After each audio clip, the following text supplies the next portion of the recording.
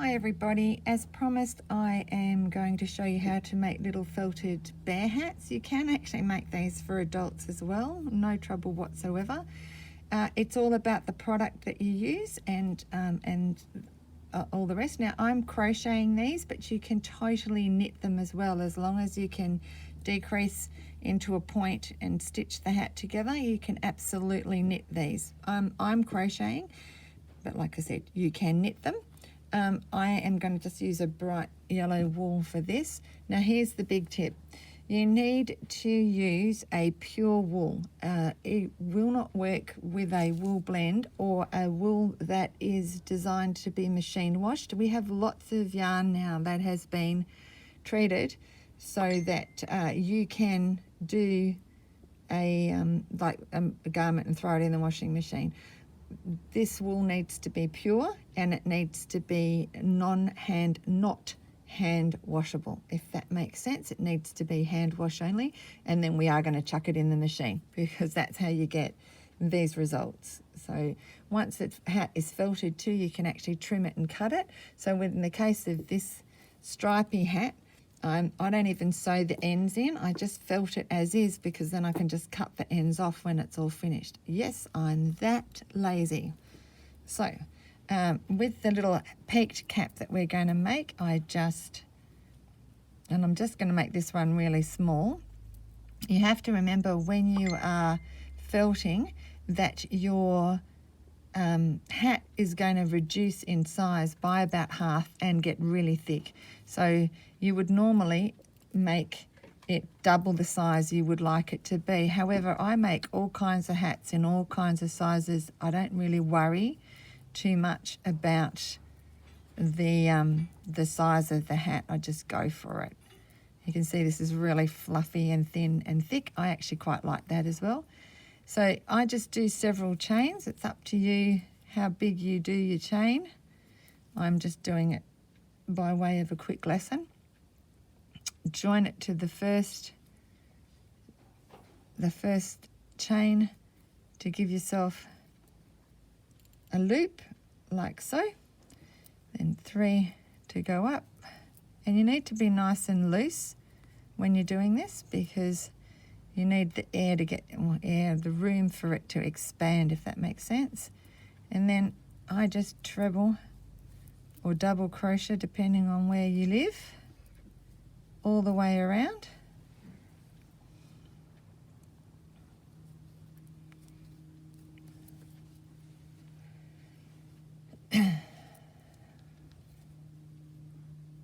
So we do a couple of rows of just plain trebles.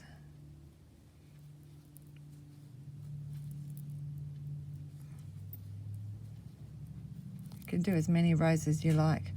If you're doing the same number of stitches in each one, then you will find that the yarn's starting to get a bit old and breaky. There you go. I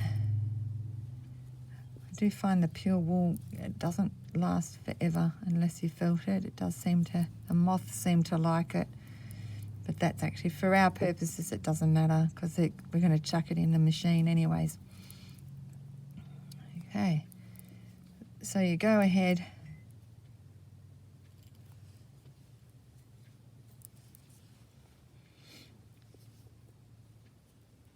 and treble. For me, a treble is wrapping the yarn around, going in the stitch, pulling it back so you've got 3 on the hook, go through 2, whoops, and drop it. Go through 2, go through the last 2. But I do know in the UK and the US that that's called a double. But whatever stitch you do, and then join it with a slip stitch there. And then I would continue on. I probably would do several rows of just plain, just to give your hat a bit of width at the bottom that you can fold back. So I would do 3 or 4 rows like that. Then, if you can imagine, I've done those, just for time's sake. Then the next row, you want to decrease. So that's going in, grabbing it, going through 2, leave 2 on the hook, wrap around, go into another stitch, pulling it through 2, then pulling it through all 3. So that actually puts 2 together, and I do that several times around the hat depending on how quickly I would like it to decrease. So if I want a really long hat, you don't want to be decreasing. So in this case I've done it sparingly all the way through because I really like them to have a really long point that comes all the way down to the bottom. But yeah, you decrease then every so often. That's 2 together. And you keep going like that. A couple of normal stitches. And for the sake of time, we're going to pretend that I've brought it straight down to a very fine point.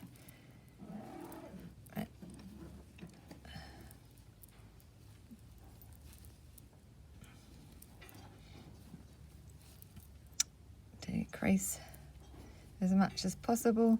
So I would continue to decrease and keep going row by row till I get to the top, and then I will, once I've done that, because as you decrease, that hole of course gets smaller and smaller. As I'm getting smaller and smaller and it's decreasing each row, I then take it down to where I am just doing a row of chain. So I'm just going to refer to this hat now because it's a lot easier. So I would just be decreasing. So initially when I do this, and you can see where I've just cut the ends, and I just have decreased, you know, throughout. And with this little guy I've changed colours, which you can do as well. And I decrease it until I get a really nice long length, remembering it will shrink a little. And then I do several chains at the end, so I can either tie on a pom-pom, which I've made, or bells or something else. I used to always, for a few of the artists that I used to make the hats for, I used to put rusty bells on the end. They're actually getting a bit difficult to get now, so I kind of opt for pom-poms. Once you've got your hat finished, it normally would be like this. Whoop, you can see it's a bit rough, this one. Throw it into the washing machine. So I throw it into my washing machine.